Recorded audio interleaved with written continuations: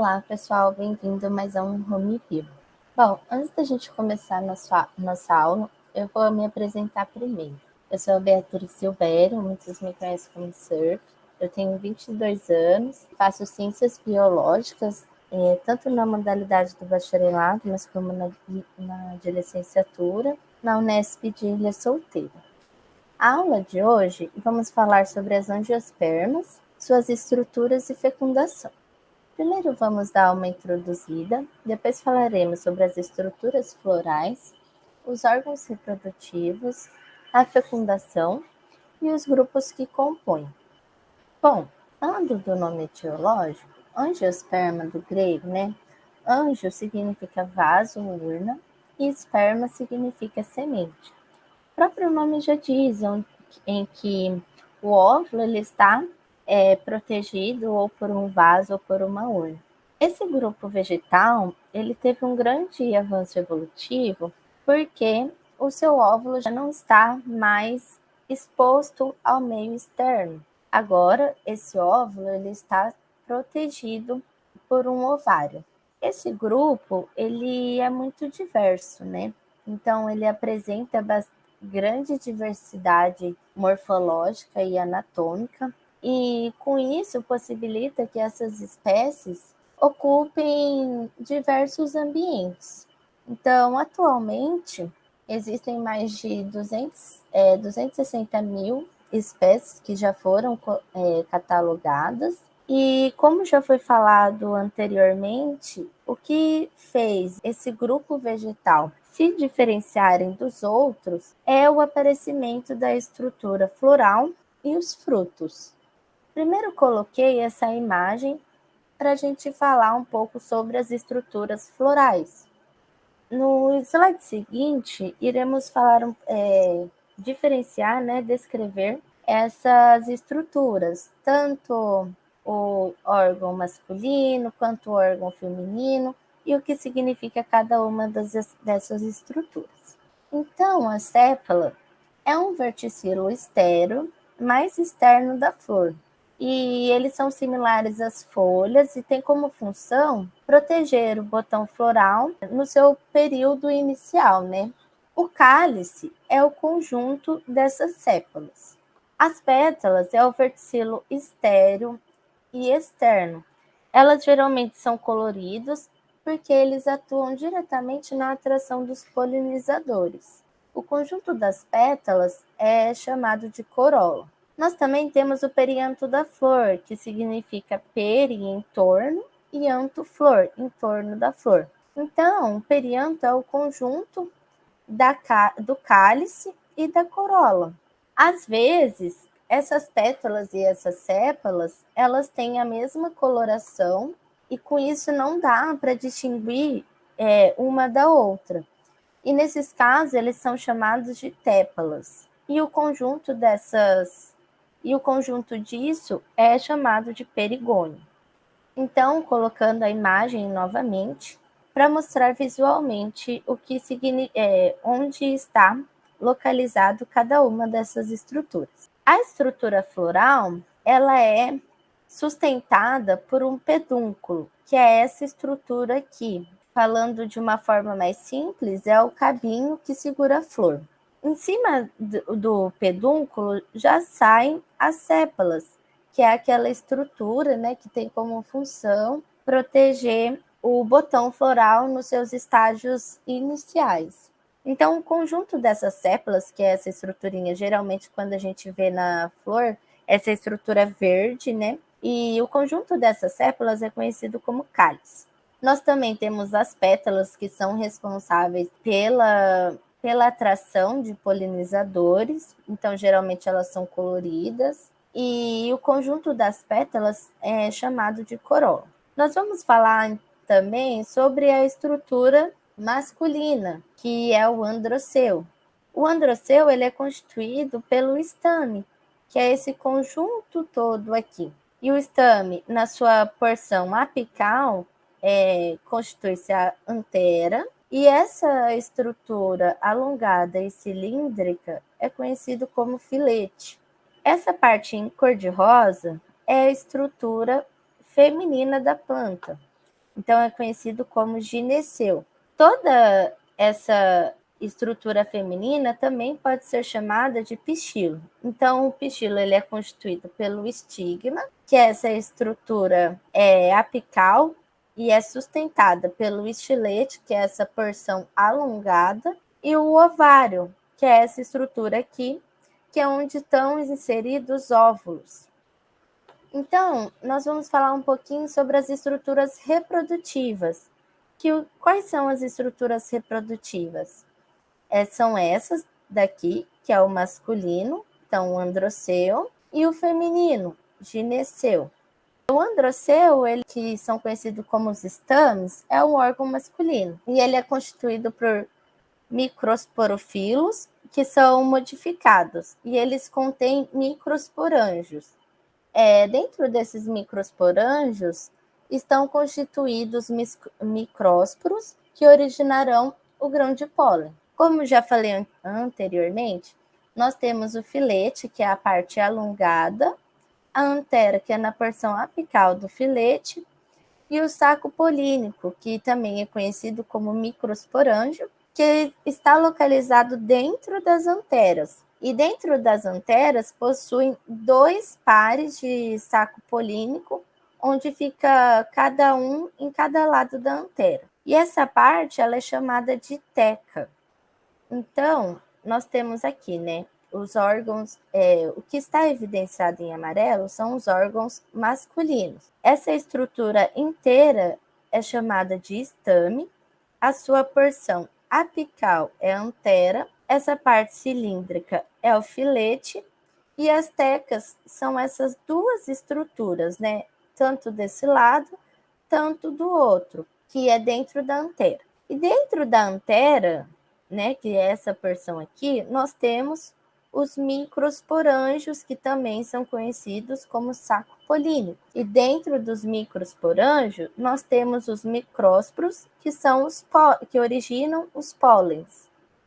Nós vamos falar como acontece a formação desse grão de pólen. Então, ele se inicia, né, dentro da antera, apresenta essa estrutura, que são os sacos polínicos ou microsporângio.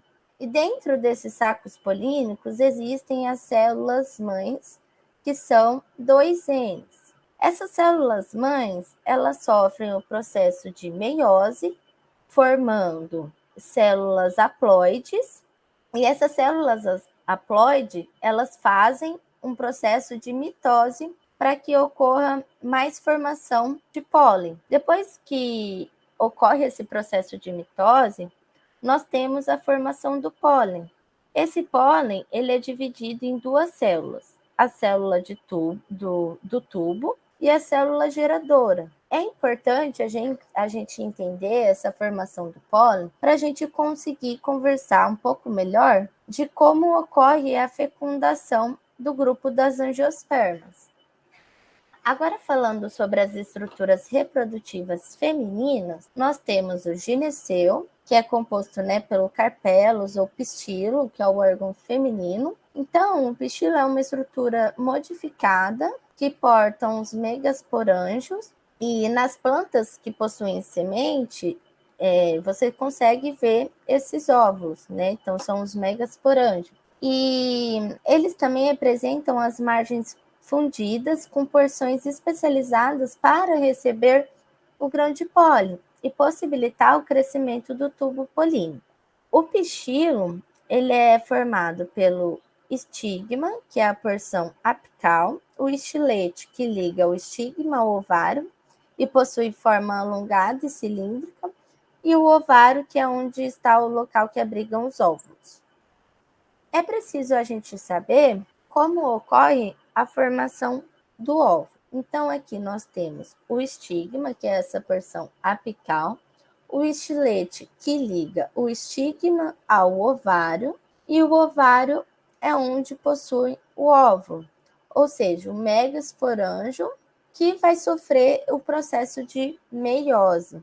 Aqui dentro também nós temos essa estrutura aqui, é onde contém o óvulo, é o ovário, o megasporângio. Então, aqui nós temos a micrópula, o tegumento. Essa célula ela sofre um processo de meiose, que são divididas em 4 células haploides, só que depois disso, essas 4 células, 3 delas se degeneram, ficando apenas um megásporo, que é um megásporo funcional, é o óvulo. Então, depois disso, vai ocorrer a formação do gametófito feminino, que está dentro do interior do óvulo, né? Então, vai ter essas 7 células, onde essas 3 aqui embaixo, as 2 da laterais são as sinérgides, a do meio é a oosfera. Nós temos essas 3 células aqui na parte superior, que são conhecidas como antípodas,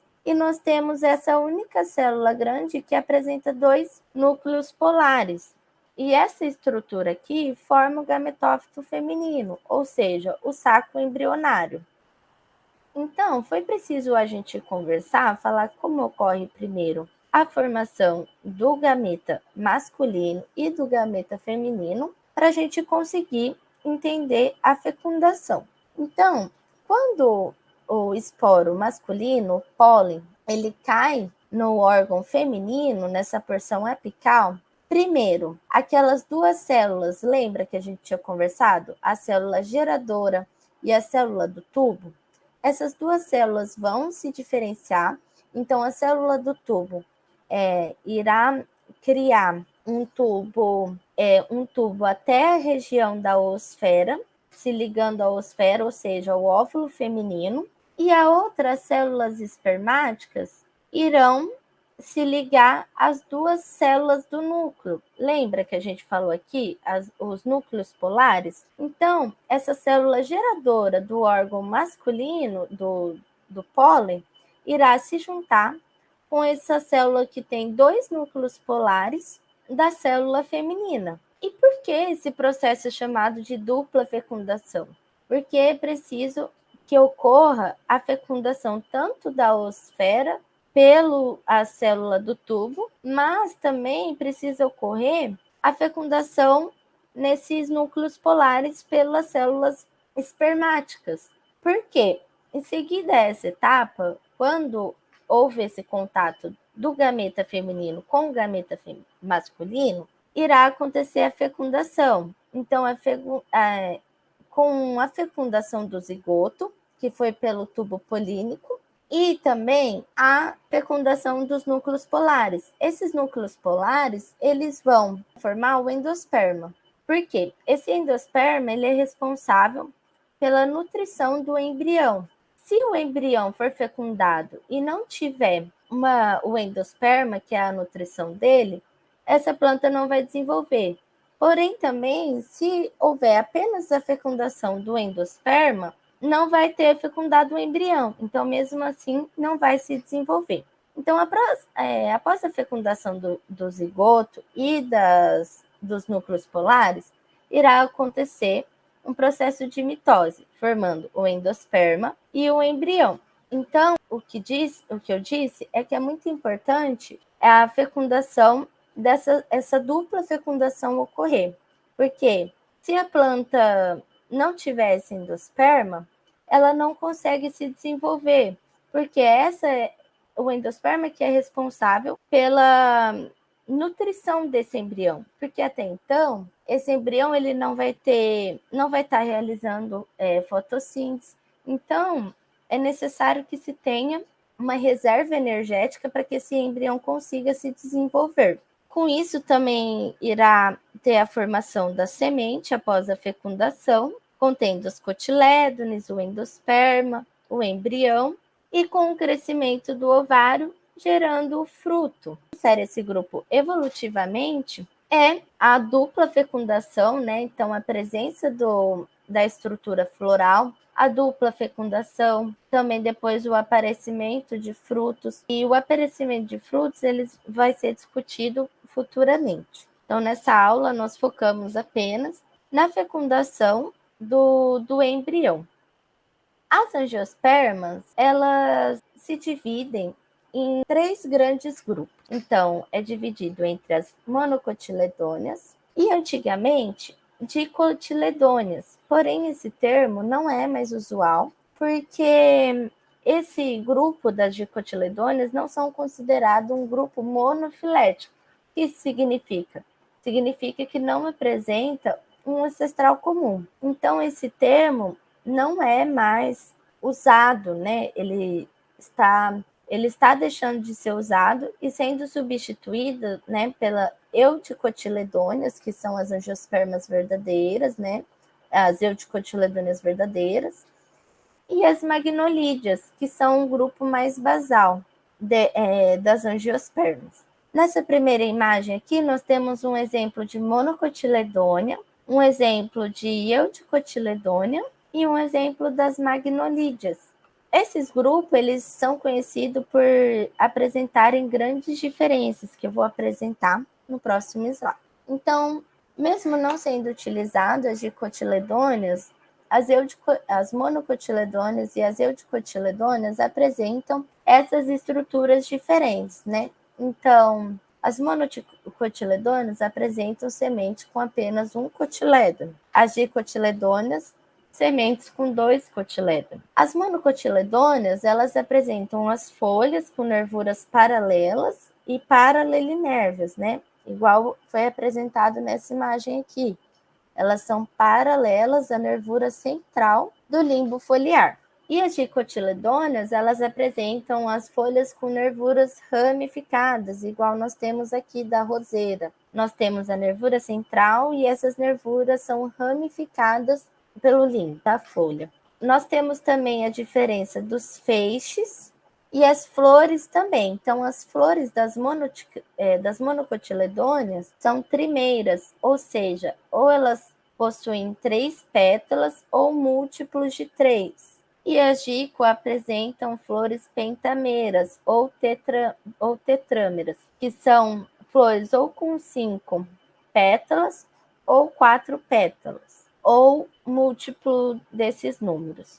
As monocotiledôneas apresentam frutos com 3 carpelos e frutos com 5 carpelos. E as monocotiledôneas apresentam raízes fasciculadas ou em cabeleiras, e as dico apresentam raízes axiais ou pivotantes. Gostaria de agradecer pela aula de hoje. Espero que vocês tenham entendido, curtam a nossa página e se tiverem alguma dúvida, pode deixar o comentário que estaremos à disposição. Muito obrigada pela atenção.